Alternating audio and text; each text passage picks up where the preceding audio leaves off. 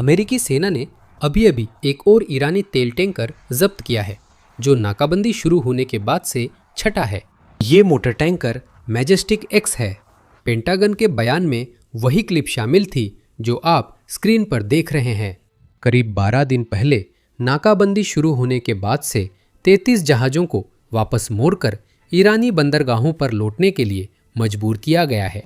इसका मतलब है कि नाकाबंदी ईरानी अर्थव्यवस्था को हमारी आंखों के सामने गिरा रही है। वे हर दिन लगभग $400 मिलियन के निर्यात और लगभग $200 मिलियन के आयात का नुकसान उठा रहे हैं। स्थिति इतनी बिगड़ गई है कि कुछ IRGC और घेराबंदी से प्रभावित सदस्य शिकायत कर रहे हैं कि उन्हें वादा किया गया वेतन हर माह नहीं मिल रहा। ईरान को वेतन देने में समस्या है, इस पर हमने पहले भी चर्चा की थी।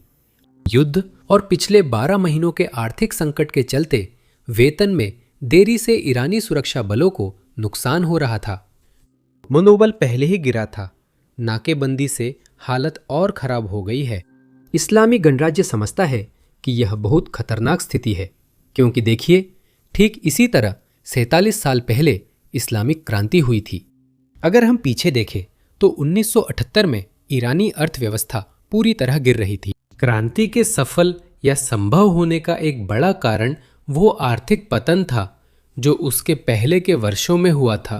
ईरान का तेल क्षेत्र, जो अर्थव्यवस्था की रीढ़ था, श्रमिक हड़तालों से प्रभावित हुआ। तेल रिफाइनरियों में काम करने वाले मजदूर सचमुच काम छोड़कर बाहर निकल गए। उत्पादन रातों रात ठप हो गया और फिर निर्यात ईरानी बंदरगाहों से बाहर जाना बंद हो गया। अब सोचिए क्या हुआ। जब आप तेल का निर्यात बंद कर देते हैं तो पैसा आना भी बंद हो जाता है और उसके साथ ही बाकी सब कुछ भी रुक जाता है। सरकारी वेतन भी बंद हो गए। जो लोग सरकार के लिए काम कर रहे थे उन्हें वेतन नहीं मिल सका। और सबसे महत्वपूर्ण बात, सुरक्षा बलों की वफादारी, जिन पर शाह अपनी सत्ता बनाए रखने के लिए निर्भर थे, वह वफादारी धीरे धीरे खत्म होने लगी। ये लोग अचानक क्रांतिकारी नहीं बने, पर वेतन ना मिलने से शाह के लिए लड़ना नहीं चाहते थे, जो उनके परिवारों का साथ नहीं दे रहा था। अब यह पूरी स्थिति जितना लोग समझते हैं उससे कहीं तेजी से घटी। मैं आपको तारीखें बताता हूँ। दिसंबर 1978 में तेल का निर्यात लगभग बंद हो गया था। जनवरी 1979 के मध्य तक, यानी सिर्फ 45 दिन बाद, शाह को देश छोड़कर भागना पड़ा। ठीक यही चीज अब भी हो रही है और इस्लामी गणराज्य, खासकर उसके नेता, जानते हैं कि यह कितना खतरनाक है। ईरान के तेल निर्यात पर प्रतिबंधों ने भारी चोट पहुंचाई है। सरकार भंडार तेजी से खर्च कर रही है और IRGC को वेतन में दिक्कतें आ रही हैं, जो नाकेबंदी के कारण है। एक ऐसा शासन जो अपने लोगों को वेतन नहीं दे सकता, वह सच में गंभीर समस्या में है। अब मुझे यकीन है आपने यह पहले भी सुना होगा, इतिहास खुद को दोहराता नहीं है, लेकिन उसकी गूंज जरूर सुनाई देती है। ये ऐसे तरीकों से गूंजता है जो डरावने लगते हैं जब आप जानते हैं पहले क्या हुआ था। इसलिए इतिहास सीखना जरूरी है। अगर आपको ईरानी इतिहास नहीं पता तो सिर्फ 1979 की क्रांति ही नहीं, बल्कि 1906 की पहली क्रांति और उससे पहले हुआ तेल समझौता भी जानना जरूरी है। तो आप हमारे नए पॉडकास्ट सर्चिंग हिस्ट्री में इसके बारे में सब कुछ जान सकते हैं। हमारी पहली मल्टी पार्ट सीरीज पहले ही आ चुकी है, जिसमें ईरान और आज वो जहां है वहां तक कैसे पहुंचा, इस पर चर्चा की गई है। अगर सुनना है तो डिस्क्रिप्शन के लिंक पर क्लिक करें या अपने पॉडकास्ट प्लेयर पर सर्चिंग हिस्ट्री सर्च करें। ये सर्चिंग हिस्ट्री है किसी भी पॉडकास्ट प्लेयर पर। अब आज के ईरान की बात करें, क्योंकि आर्थिक संकट शासन में दरारें दिखा रहा है। ये ट्रंप का आज सुबह का बयान है। ईरान को ये समझने में बहुत मुश्किल हो रही है कि उनका असली नेता कौन है। उन्हें बस पता ही नहीं चल रहा। कट्टरपंथियों के बीच आपसी झगड़ा, जो युद्ध के मैदान में बुरी तरह हार रहे हैं, और उदारपंथियों के बीच, जो वास्तव में ज्यादा उदार नहीं है लेकिन सम्मान हासिल कर रहे हैं, अब काबू से बाहर हो गया है। जैसा मैंने पहले कहा, IRGC ने तब सार्वजनिक रूप से ईरानी विदेश मंत्री के खिलाफ कार्रवाई की जब उन्होंने स्ट्रेट ऑफ हॉर्मुज को खुला बताया। तब से ईरान वास्तव में नहीं चाहता कि जनता इस आपसी झगड़े के बारे में बात करे, और वे खास तौर पर नहीं चाहते कि संयुक्त राज्य अमेरिका के राष्ट्रपति पूरी दुनिया के सामने इस पर सार्वजनिक बयान दे। यही वजह है कि जैसे ही यह बयान आया, ईरानी नेताओं ने इस सोच के खिलाफ तुरंत प्रतिक्रिया दी।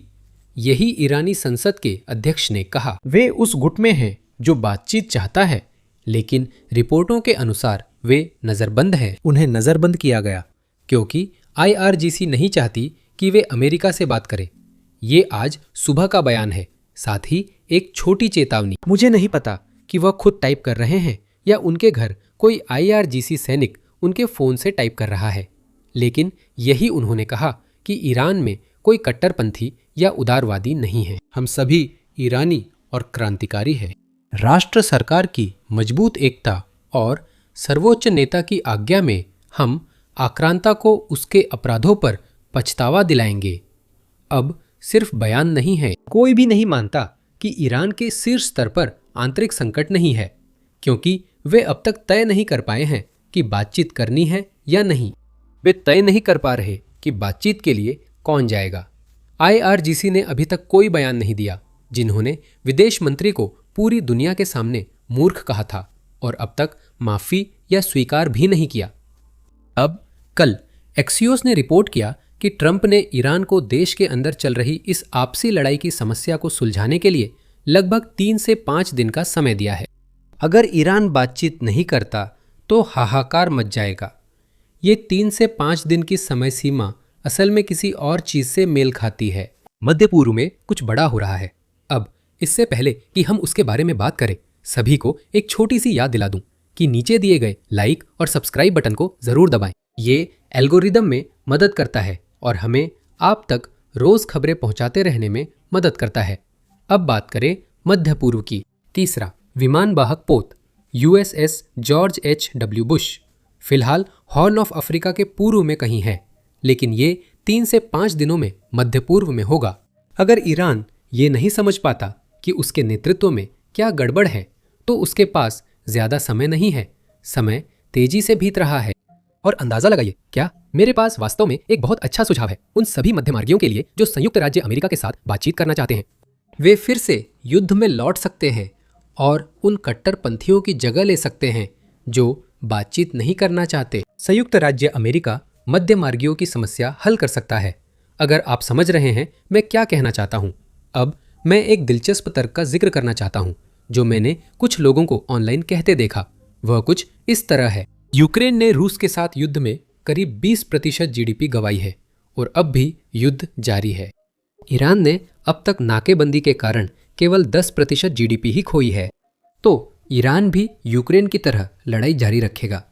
मैं नहीं कहूँगा कि ये लोग जानबूझकर झूठ बोल रहे हैं, लेकिन वे कई बातें गलत समझ रहे हैं। इस तर्क में कई खामियां हैं। सबसे बड़ी ये है कि कई यूक्रेनवासी अब भी अपनी सरकार का समर्थन करते हैं। क्या आप जानते हैं, कई ईरानी ऐसा नहीं करते। जनवरी में शासन ने सत्ता बचाने के लिए दसियों हजार प्रदर्शनकारियों की हत्या की। यूक्रेन में ऐसा नहीं हुआ, चाहे व्लादिमीर पुतिन कुछ भी कहे। फिर भी यहाँ पैसों का हिसाब मेल नहीं खा रहा। मैं आपको बताता हूँ कि मेरा मतलब क्या है। अमेरिका की नाकाबंदी से ईरान को हर साल करीब 45 अरब डॉलर का नुकसान हो रहा है, जो उनकी पिछले साल की तेल आय थी। यह उनकी GDP का सिर्फ 10% नहीं है। तेल असल में ईरान की कुल निर्यात आय का 70% हिस्सा था। इसका मतलब है कि 2025 के आंकड़ों के हिसाब से ये उनकी GDP का लगभग 25% है। अब इससे भी ज्यादा जरूरी बात यह है कि तेल ही वह जरिया है जिससे ईरान देश में हार्ड करेंसी लाता है। हार्ड करेंसी यानी ऐसी मुद्रा जो दूसरे देश स्वीकार करने को तैयार होते हैं। मान लीजिए ईरान को खाना खरीदना है, जैसे कि अनाज। वे सिर्फ रियाल देकर अनाज नहीं ले सकते। कोई भी देश ईरानी रियाल नहीं चाहता। ये प्राप्तकर्ता तक पहुंचते पहुंचते इसकी कीमत शायद 50% घट जाती है। इसका मतलब है कि ईरान को जरूरी चीजों के आयात के लिए हार्ड करेंसी चाहिए। यहाँ तेल से होने वाली आमदनी बेहद अहम थी, क्योंकि माने या ना माने ट्विटर पर और यहाँ यूट्यूब पर जितना भी क्लिकबेट है, उसके बावजूद अमेरिकी डॉलर रिजर्व मुद्रा का दर्जा नहीं खो रहा है। असल में इसका ठीक उल्टा हो रहा है। ये असल में और भी ज्यादा ताकतवर हो रहा है। इस सुबह ही आए इस डेटा को देखिए। मार्च में अंतर्राष्ट्रीय लेन देन में अमेरिकी डॉलर का हिस्सा बढ़कर रिकॉर्ड 51.1% हो गया। ये फरवरी में सिर्फ एक महीने पहले 49.2% था। डॉलर अब भी बादशाह है और बादशाह को लंबी उम्र मिले। प्रतिबंधों की वजह से ईरान के पास डॉलर हासिल करने के कुछ ही तरीके थे, जैसे कि अपने प्रतिबंधित तेल को बाहर भेजना और इस पूरे गुप्त नेटवर्क के जरिए कुछ पैसे वापस लाना ताकि वे जरूरी आयात खरीद सकें। लेकिन दुर्भाग्यवश नाकेबंदी की वजह से वो अब मुमकिन नहीं है और यही वजह है कि हम देख रहे हैं कि ईरानी नेतृत्व सार्वजनिक रूप से नाकेबंदी को लेकर इतना रो रहा है, जबकि वे भूल जाते हैं कि सबसे पहले इसी नाकेबंदी की जंग ईरान ने ही शुरू की थी। यही लोग थे जिन्होंने खाड़ी देशों की नाकेबंदी और होर्मुज जलडमरू मध्य बंद किया था। तब अमेरिका ने जवाब में ईरान को उसकी ही दवा चखाई। और सोचिए, ईरान के पास सिर्फ यही समस्या नहीं है। यूक्रेन के विपरीत ईरान के पास कई समस्याएं हैं। ये एक और समस्या है। बाइडेन प्रशासन के तहत संयुक्त राज्य अमेरिका ने यूक्रेन की बहुत बड़ी मदद की थी और मुझे पता है कि अभी अमेरिका यूक्रेन की मदद नहीं कर रहा है, कम से कम सहायता के मामले में। बस कल ही यूरोपीय संघ ने यूक्रेन को 109 अरब डॉलर का ऋण पैकेज पास किया ताकि वे लड़ाई जारी रख सके। ईरान के पास ऐसे सहयोगी नहीं है। असल में ईरान के सहयोगी तो ईरान की मदद करने के ठीक उलट कर रहे हैं। देखिए, 2 दिन पहले राष्ट्रपति शी जिनपिंग ने क्या कहा। शी जिनपिंग ने कहा कि हॉर्मुज जलडमरू मध्य अंतर्राष्ट्रीय समुदाय और क्षेत्रीय देशों के हित में खुला रहना चाहिए। ये चीन के बुरे दोस्त होने का सवाल नहीं, बल्कि अपने हितों का ध्यान रखने की बात है। देखिए, चीन अपनी 11% तेल ईरान से लेता है, लेकिन वह अपनी 40% तेल अन्य खाड़ी देशों से लेता है, जैसे कि यूएई, सऊदी अरब, कुवैत, बहरीन, शायद इराक से भी। चीन ईरान के लिए चेक साइन नहीं करेगा ताकि वह अमेरिका से लड़ता रहे। चीन चाहता है कि जलडमरू मध्य खुला रहे ताकि उसे वह तेल मिल सके जिसकी उसे बहुत ज्यादा जरूरत है। और इसके अलावा मान लीजिए कि यह कोई मुद्दा ही नहीं था। मान लीजिए चीन अन्य खाड़ी देशों पर इतना निर्भर नहीं था, तब भी वे ईरान के लिए चेक लिखने की स्थिति में नहीं है। मेरा मतलब यह है, हाल ही में रिपोर्ट्स आई हैं कि चीन IMF से बेल्ट एंड रोड इनिशिएटिव के तहत लोन देने वाले चीनी बैंकों को बचाने के लिए मदद मांग रहा है। लोन इतनी बुरी तरह फेल हो रहे हैं कि चीन के पास अपने ही कर्ज देने के काम को संभालने के पैसे नहीं हैं। मुझे नहीं लगता कि चीन के पास ईरान की मदद के लिए पैसे हैं।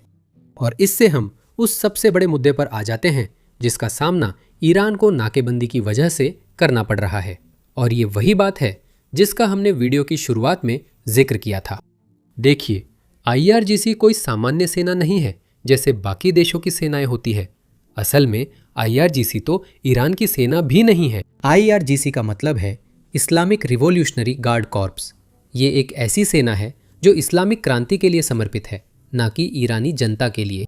इसी कारण ये दुनिया की अन्य सेनाओं की तरह ईरानी बजट में शामिल नहीं है। IRGC ईरान की तेल इंडस्ट्री नियंत्रित करता है और उसकी बिक्री से फंड जुटाता है, लेकिन अब वह तेल बिक नहीं रहा। IRGC को असल में कोई पैसा नहीं मिल रहा, उनके पास पैसा नहीं आ रहा।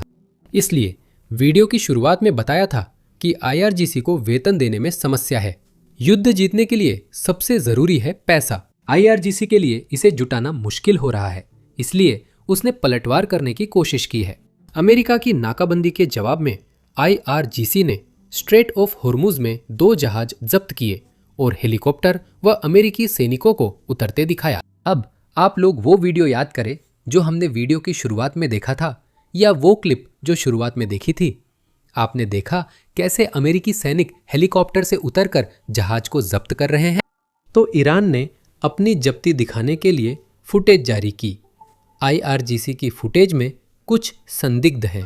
आप देख सकते हैं कि एक छोटी ईरानी नाव एक बड़े मालवाहक जहाज के पास आती है और फिर अचानक जहाज का एक क्रू मेंबर जहाज का साइड वाला दरवाज़ा खोलता है और एक सीढ़ी नीचे करता है ताकि IRGC के सदस्य अंदर आ सके।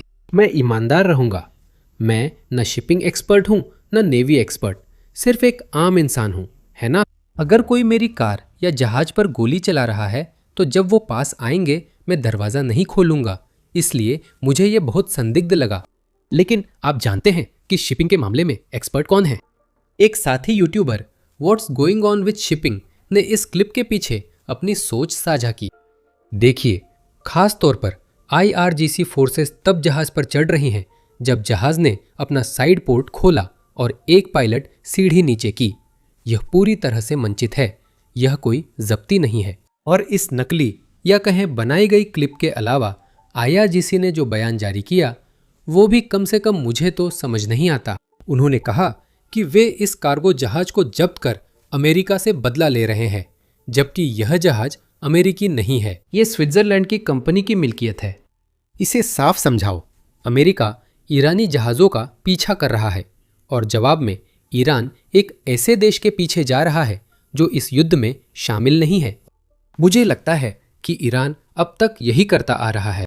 ईरान ने खाड़ी देशों पर तब भी हमले किए हैं जब वे इस युद्ध में शामिल नहीं थे। यह आर्थिक आतंकवाद है। फिर भी मेरे पास आप लोगों के लिए बस इतना ही है। मेरा नाम सैम है। मैं आप लोगों से अगली वीडियो में मिलूंगा।